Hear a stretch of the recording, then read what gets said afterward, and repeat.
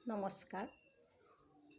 সকলোকে সুপ্ৰভাত জনাই বাঁহেতা চাৰিআলিৰ পৰা মই কবিতা ডেকা মহীশূৰৰ অসমীয়া ভাষা সাহিত্য চৰ্চাৰ মঞ্চ পোহৰ জোনাকীলৈ শিল্পী দুয়োঘৰ শুভেচ্ছা জনাই মই এটি স্বৰচিত কবিতা পাঠ কৰিব লৈছোঁ। কবিতাৰ শিৰোনাম অগ্ৰগামী। নাট্য সাহিত্যৰ ন সুৰুজ হৈ বিলাই দিলা পোহৰ অসমীৰ গলালৈ।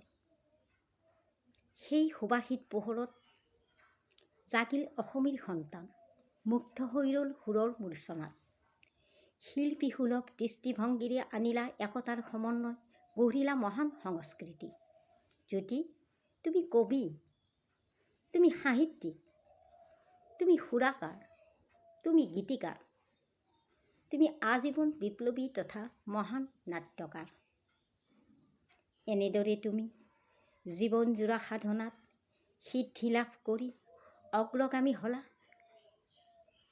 ৰূপৰ জ্যোতি। ধন্যবাদ।